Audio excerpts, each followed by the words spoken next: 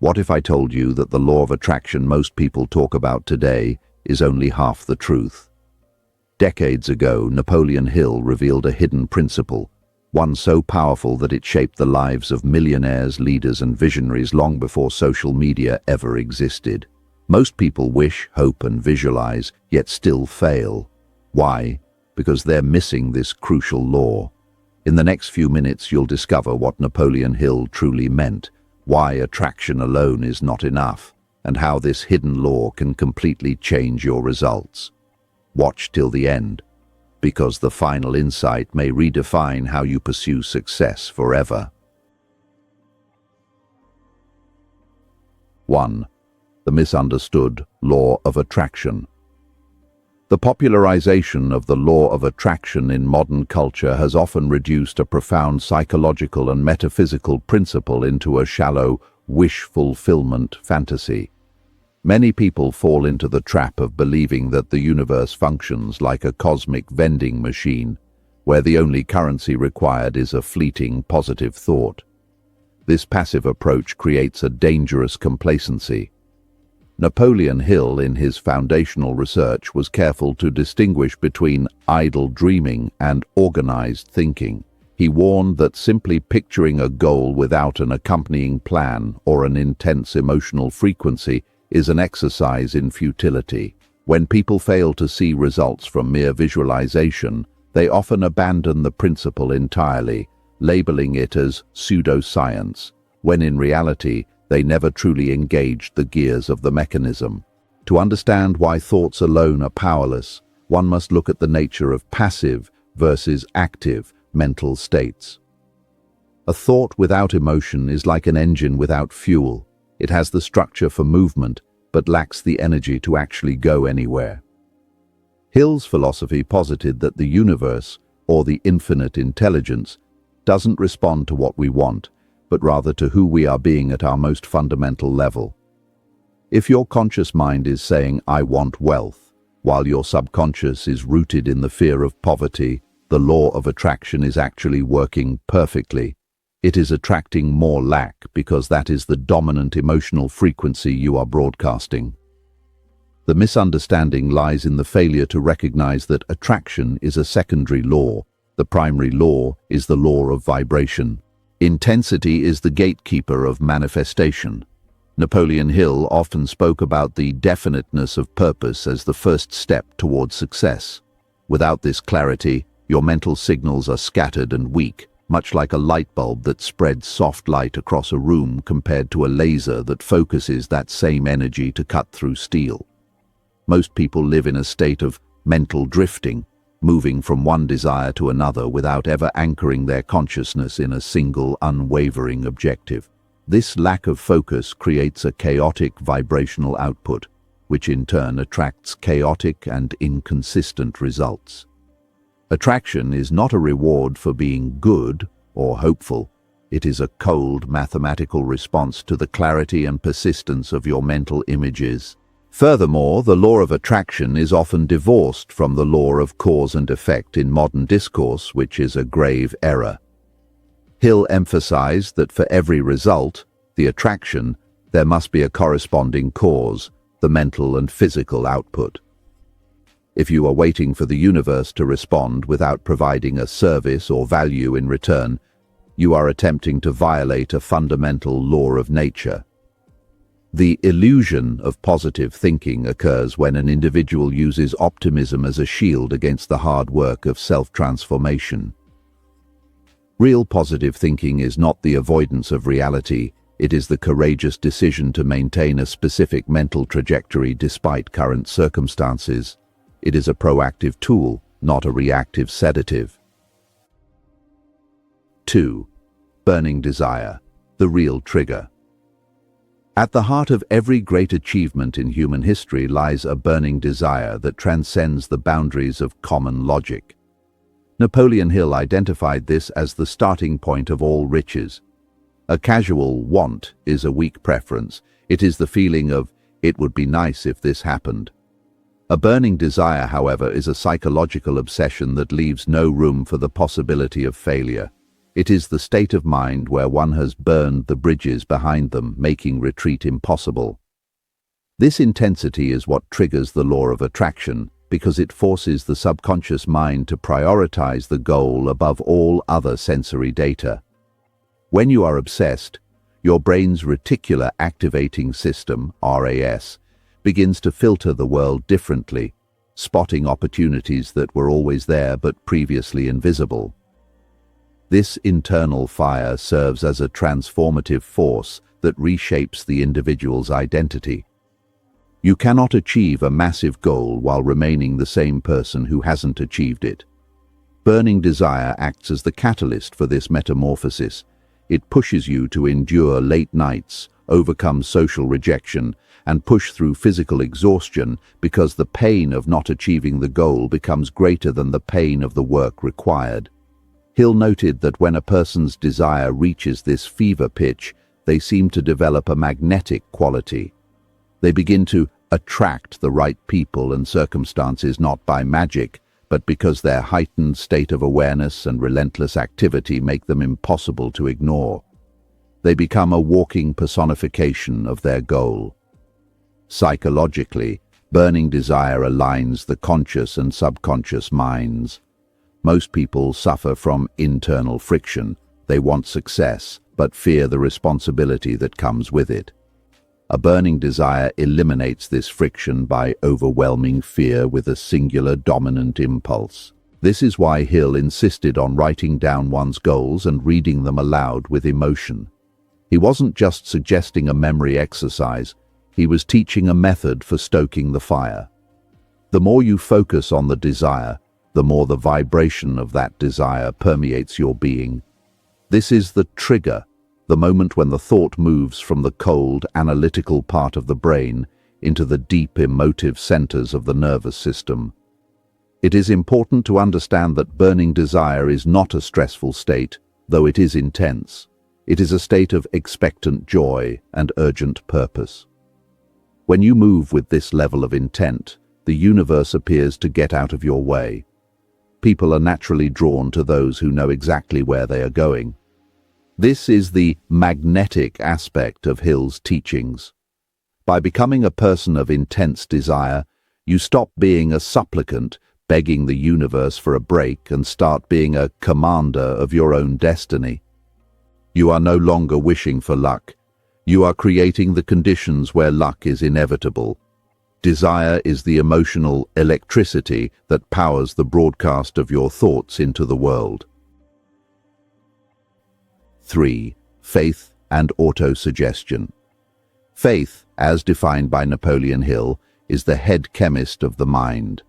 It is the state of mind which may be induced or created by affirmation or repeated instructions to the subconscious mind through the principle of autosuggestion.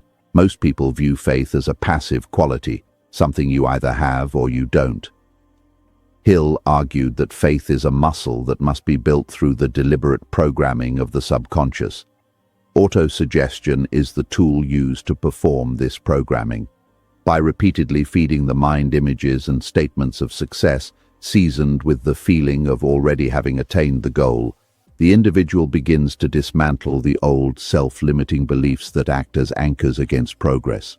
The subconscious mind cannot distinguish between a real experience and one that is vividly imagined and emotionally charged. This is the secret behind the effectiveness of autosuggestion. When you consistently tell yourself a new story, your subconscious eventually accepts it as a fact. Once the subconscious accepts a premise, it begins to work 24 hours a day to make that premise a reality. It influences your body language, your tone of voice, your split-second decisions, and your creative problem-solving abilities. This is why faith is essential. It is the bridge between the invisible thought and the visible result. Without faith, the first sign of an obstacle will cause the individual to retreat into their old patterns of doubt. When faith replaces doubt, the entire chemistry of the human body changes. Cortisol levels drop, and the brain moves from a state of threat detection to opportunity detection. This shift is crucial for the law of attraction. If you are operating from a place of lack and need, you are essentially telling the universe that you do not have what you want, which reinforces the state of not having it. Faith allows you to operate from the end result. You act as if the success is already yours, which fundamentally changes how you interact with the world. You stop asking for permission and start taking ownership. This inner certainty is what makes you attractive to investors, partners, and customers. Autosuggestion must be practiced with feeling to be effective. Rote repetition of words is useless if the heart is not involved. This is because the subconscious speaks the language of emotion, not logic. If you say, "I am wealthy," while feeling like a fraud, the subconscious hears the feeling, not the words. Therefore, the practice involves a deliberate conjuring of the emotional state associated with success. Over time, this daily ritual of faith-building creates a new normal. The goal moves from being a dream to being an inevitability. When you reach this stage, you no longer have to try to be positive, you simply are. Your actions become aligned with your vision because your internal map has been updated to reflect your new destination. 4. Specialized knowledge and action. A common critique of the law of attraction is that it encourages magical thinking at the expense of practical effort. Napoleon Hill explicitly countered this by dedicating entire chapters to specialized knowledge and organized planning. He argued that knowledge is only potential power. It becomes actual power only when it is organized into definite plans of action and directed to a definite end. The law of attraction does not deliver a bag of gold to your doorstep while you sit on the couch. Rather, it delivers the idea, the resource, or the person that, when combined with your action, leads to the gold.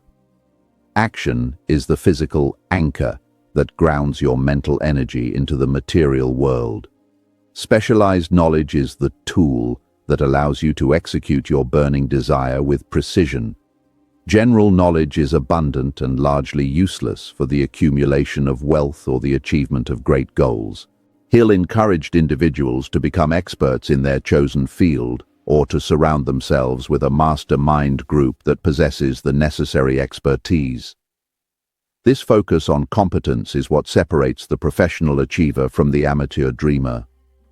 When you take action based on specialized knowledge, you are signaling to the universe and to your own subconscious that you are serious. Action is the ultimate form of affirmation. It proves that you believe in your goal enough to risk your time and energy on its behalf. Every step taken in the direction of a goal creates momentum. In physics, an object in motion tends to stay in motion. The same is true for human achievement. When you begin to act, you create a feedback loop.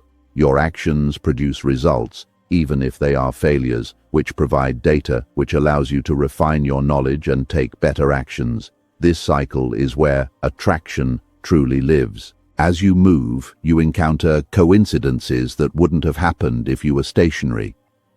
You meet someone in line at a coffee shop who happens to need exactly what you are selling.